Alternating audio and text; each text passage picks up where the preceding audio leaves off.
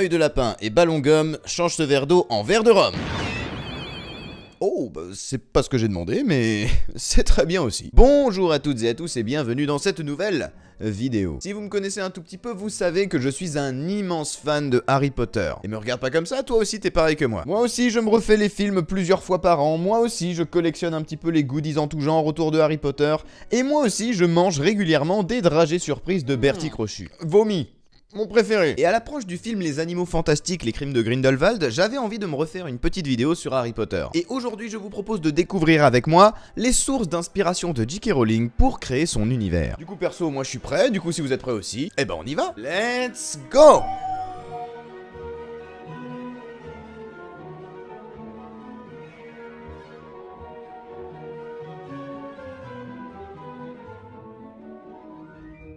C'est une évidence pour tout le monde, l'univers de Harry Potter regorge de références en tout genre. Pour écrire sa saga, J.K. Rowling a usé de beaucoup de sources d'inspiration et n'a pas hésité à aller piocher un petit peu partout. On a des références à la mythologie grecque avec les centaures et cerbères par exemple, à la mythologie nordique avec les trolls ou encore les géants. On a aussi des loups-garous, des dragons, des elfes, un Dumbledore qui ressemble étrangement à Merlin l'Enchanteur, jusqu'au principe même de l'histoire, les sorciers qui viennent d'un temps très reculé puisque les premières fois où l'on mentionne l'existence de sorcières datent de l'Antiquité. Quant à l'image qu'on en a aujourd'hui en Occident, c'est-à-dire la sorcière qui chevauche un balai volant, eh bien elle est mentionnée pour la première fois en 1095 dans le Corrector Sive Medicus, écrit par l'évêque allemand Burchard de Worms. Je suis à peu près sûr que je l'ai super mal prononcé. On pourrait aussi évoquer le parallèle assez flagrant entre Harry Potter et le Seigneur des Anneaux, puisqu'en effet, on peut remarquer de très nombreuses similitudes entre ces deux histoires. Dans les deux cas, nous avons la présence d'un vieux magicien qui fait figure de guide au personnage principal avec Gandalf d'un côté et Dumbledore de l'autre. Dans Harry Potter, on a les Horcruxes, des objets dans lesquels continuent de vivre des parties de l'âme de Voldemort, ce qui n'est pas sans nous rappeler l'anneau de Sauron dans le Seigneur des Anneaux. On a Peter Pettigrew qui rappelle énormément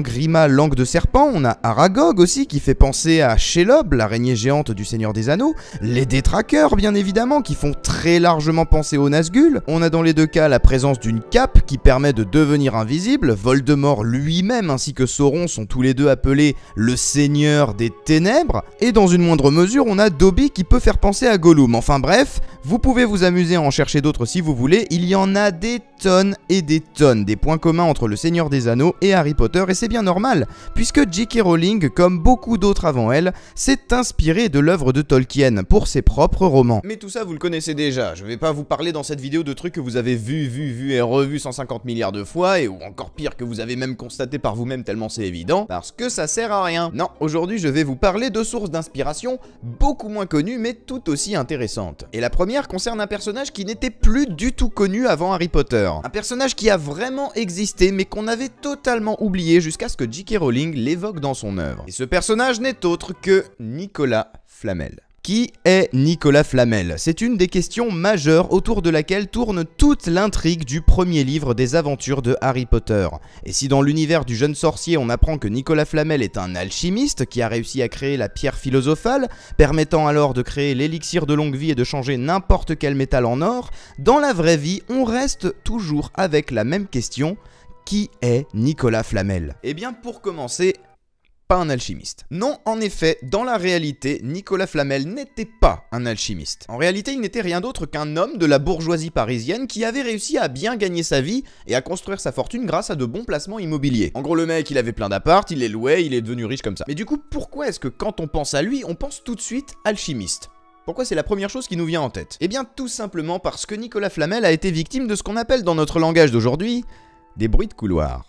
C'est louche, cet homme est beaucoup trop riche, il doit certainement avoir réussi à fabriquer une pierre philosophale. Sinon je ne vois pas comment il pourrait gagner autant d'argent, ce n'est pas possible. Ouais, tu as raison, il n'y a que ça, je ne vois pas d'autre explication possible. Non mais attendez, parce que là on rigole, mais c'est exactement pour ça que tout le monde croit qu'il était alchimiste, hein. Alors qu'en fait le mec, il a juste bien placé ses sous, le bougre, c'est tout. Cependant, si Nicolas Flamel lui n'a pas été alchimiste, l'alchimie elle a vraiment bel et bien existé et été pratiquée pendant des siècles et des siècles. L'alchimie, Voilà un nom qui inspire la magie, les sortilèges et les potions magiques. Il n'y a qu'à voir les œuvres dans lesquelles on parle d'alchimie, à chaque fois cette discipline dégage une aura mystique, un petit peu comme si c'était de la sorcellerie finalement. Alors qu'en fait, eh bien l'alchimie, ce n'est ni plus ni moins que l'ancien nom qu'on donnait à la chimie, qu'on connaît tous aujourd'hui.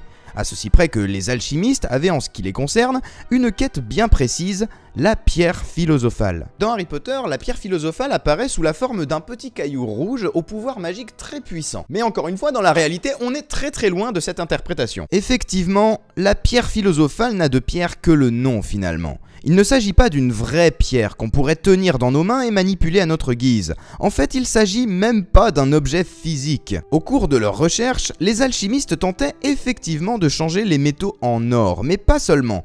En fait, ils pensaient que l'on pouvait transformer n'importe quelle autre matière en une autre de notre choix. C'est ce qu'ils appelaient la transmutation des corps. Pour y parvenir, il fallait donc faire des expériences qui se rapprochent grandement de la chimie, avec du matériel de laboratoire et surtout un incroyable souci du détail, car en effet, la moindre petite erreur de manipulation, la moindre impureté, le moindre écart de température, de pression, une durée de chauffe trop longue, et c'était raté. La transmutation échouait. Et vous savez quoi? Eh bien c'est ça la pierre philosophale. Une manière de faire, un protocole expérimental mené à la perfection qui, s'il est bien réalisé, permettrait de réaliser toutes sortes de transmutations. Bien évidemment, de telles conditions sont quasiment impossibles à atteindre, et c'est là toute la difficulté de la recherche de la pierre philosophale, c'est qu'il faut atteindre la perfection. L'alchimie présentée dans Harry Potter, ainsi que son représentant, Nicolas Flamel, serait donc inspirée d'une version un peu fantasmée, perçue par les gens qui ne comprenaient pas vraiment l'alchimie. Pour les non-pratiquants, les moldus, c'était un petit peu comme de la magie tout ça, et c'est pour ça que cette discipline s'inscrit aussi bien dans l'univers du jeune sorcier. Mais allez, il est temps de passer à notre deuxième source d'inspiration, et dans un second temps, on va parler d'une créature mythologique de l'univers de Harry Potter. Une créature très représentative de l'univers de Harry Potter, mais dont les sources d'inspiration, elles, sont beaucoup moins évidentes que pour les autres créatures, comme par exemple les centaures ou les elfes. Bon, ça, on sait à peu près d'où ça vient, et je veux bien sûr parler du basilic de la Chambre des Secrets. N'importe quelle personne ayant suivi un tant soit peu la saga de J.K. Rowling connaît le basilic. Il apparaît pour la première fois, comme vous le savez tous, dans le deuxième livre des aventures de Harry Potter et la Chambre des Secrets. Et vous voulez savoir pourquoi ce monstre est si bien ancré dans nos mémoires? L'attente. Pendant toute l'histoire, quelque chose comme 90% de l'œuvre, on en parle, on a peur de lui, mais on ne le voit jamais. Et quand arrive enfin le combat final, lorsqu'il se révèle au grand jour, il est tout ce qu'on pouvait imaginer, mais en pire. Il est immense, il est terrifiant, bref, c'est la menace ultime, devant laquelle on n'a envie que d'une chose: fuir. Mais si le basilic est effectivement une des créatures phares et emblématiques de l'univers du jeune sorcier, un petit peu au même titre que les détraqueurs par exemple, il n'en est pas moins une créature adaptée par l'auteur, issus de différents folklores. Il existe plusieurs versions du basilic, et la première se présente sous la forme d'une herbe aromatique qui permet notamment d'assaisonner toutes sortes de plats, et d'ailleurs c'est délicieux, je vous recommande d'en mettre absolument partout parce que le basilic c'est fantastique. Mais la version qui est directement liée à celui qu'on connaît dans l'univers de Harry Potter vient de la mythologie grecque. Cette créature serait, d'après la légende, née du sang dégoulinant de la tête tranchée de Méduse, et comme dans Harry Potter, le basilic prend la forme d'un serpent capable de pétrifier quiconque croise son regard et de cracher un venin mortel dont le seul antidote serait les larmes d'un phénix. Et ici, il apparaît très clairement que J.K. Rowling s'est inspiré de ce mythe pour créer le basilic de son roman. En fait, c'est carrément le même monstre quand on y réfléchit, avec les mêmes pouvoirs et les mêmes faiblesses. D'où l'introduction de Fumsec le phénix dans la Chambre des Secrets d'ailleurs. Cependant, comme je vous le disais, il existe différentes versions du basilic, et pour le coup, on est assez content que J.K. Rowling ait choisi le premier plutôt que celui dont je vais vous parler. Alors autant le basilic qu'on vient de voir, il est quand même assez stylé, sa façon de naître est badass, ses pouvoirs sont badass, et même son apparence physique elle est badass. Ce qui n'est pas franchement le cas de celui qu'on va voir maintenant. Déjà pour commencer, il s'agit d'une sorte de mix entre un serpent et un poulet. Voilà, donc dès le début déjà on perd 12 points de charisme, rien qu'avec ça, qui serait né parce qu'un jour, un œuf de poule aurait été couvé par un crapaud. Alors me demandez pas pourquoi au début on a un crapaud et qu'au final ça donne un serpent, parce que j'en sais rien du tout, sûrement à cause du cannabis. Et son point faible, c'est qu'il a peur des coqs. et des belettes. Voilà, donc typiquement deux créatures totalement inoffensives, donc on est d'accord que si le basilic il se fait bolosser par ça, typiquement il se fait bolosser par à peu près la terre entière. Donc quelque part, oui c'est un monstre parce qu'il a une apparence totalement dégueulasse, mais par contre faut reconnaître que si on avait eu celui-là dans Harry Potter, bah bizarrement, je suis pas sûr que ça aurait eu le même effet. Mais, parce qu'il y a toujours un mais, il y a quand même quelque chose d'intéressant à noter à son sujet. Et oui, parce que même si ce n'est pas le monstre en lui-même qui a été retenu pour servir d'antagoniste dans ce roman, il y a quand même un élément très important qui a été utilisé par J.K. Rowling. Dans la mythologie du Moyen-Âge, le basilic était le représentant de la maîtrise de la langue. Et par conséquent, il est très probable que ce soit de lui que vienne l'idée du fourche-langue, la langue des serpents parlée par les héritiers de Serpentard, d'autant plus que cette langue apparaît une fois de plus dans Harry Potter et la Chambre des Secrets, comme le basilic. Donc au final, le mythe du basilic aura quasiment inspiré toute l'intrigue du deuxième volet de la saga d'Harry Potter. Mais tout ne vient pas de la version la plus évidente du basilic, à savoir celle de la mythologie grecque, non. D'un côté, on a bien la présence du même monstre avec la même apparence et les mêmes pouvoirs,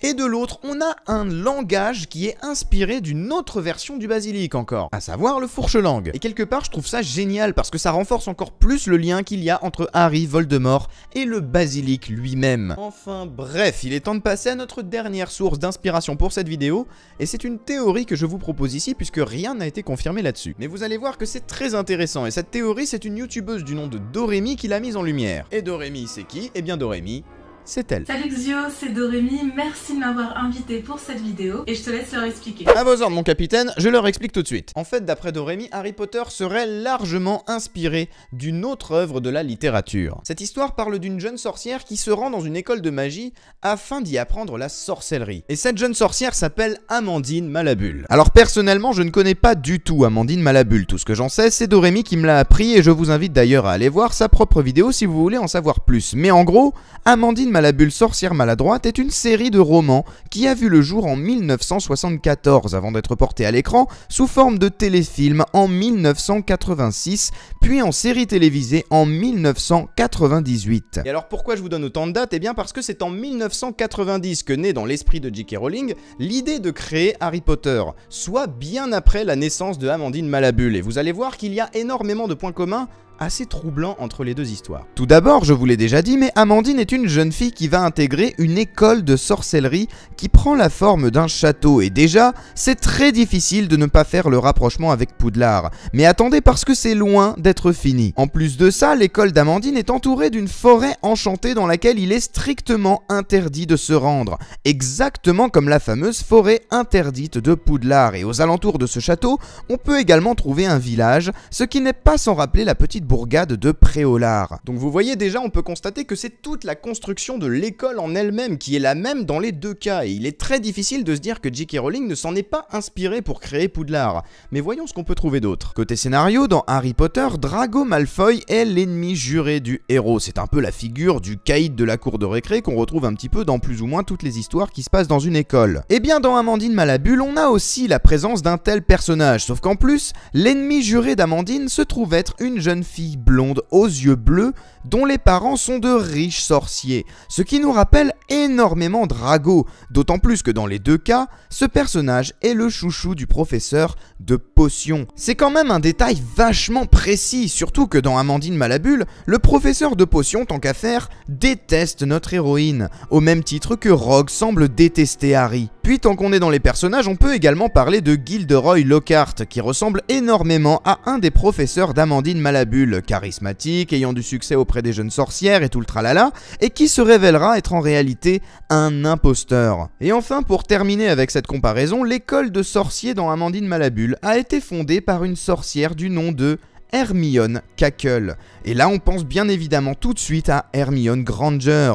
Quant à un autre personnage de Amandine Malabule, on remarquera qu'il y a une de ses amies qui porte toujours de grosses lunettes toutes rondes. Et pour le coup, je ne pense pas que ce soit nécessaire que je vous dise à qui c'est censé vous faire penser. Et ce que je viens de vous dire, ce n'est qu'une petite partie des similitudes qu'on peut trouver entre les deux œuvres, mais pour ça je vous laisse aller voir la vidéo de Doremi si vous voulez en savoir plus. Personnellement, je suis tombé sur sa vidéo complètement par hasard et ça m'a tellement étonné de voir qu'il y avait autant de points communs entre Amandine Malabule et Harry Potter que forcément j'ai eu envie de vous en parler. Pour le coup, je ne crois pas vraiment en une coïncidence. Pour moi, Amandine Malabule est bel et bien une des sources d'inspiration qui a permis de créer Harry Potter. Mais là, seul l'auteur peut le dire et on n'a aucune preuve pour l'instant. Il y a trop de points communs et des points communs beaucoup trop précis pour que ce soit un hasard. Et personnellement, j'adore ce genre de trucs. Quand on voit les coïncidences qui permettent de déceler un petit peu une source d'inspiration. C'est des trucs que j'adore, les clins d'œil, et c'est des trucs que j'adore aussi vous faire partager. Et c'est en partie ça qui fait la beauté d'une œuvre. C'est quand elle essaye de nous parler en évoquant des choses qu'on connaît, faisant ainsi le lien entre le lecteur et l'auteur, partageant une culture commune. Et vous alors, est-ce que vous avez remarqué des choses qui ont inspiré Harry Potter ou qui pourraient faire référence à Harry Potter? Si c'est le cas, n'hésite pas à le dire dans les commentaires. Si tu n'es pas abonné, je t'invite à t'abonner. Je te fais pas tout le charabia que font tous les youtubeurs d'habitude parce que vous connaissez bien mieux internet que moi, donc tu t'abonnes, tu lasses le pouce bleu, tout ça, tout ça. En tout cas, je remercie grandement Dorémy de m'avoir permis de parler de sa théorie. N'hésitez pas à aller voir sa chaîne, je la mets dans la description. Et pour le coup, je vous fais plein de bisous. À la prochaine, c'était XionXS. Ciao!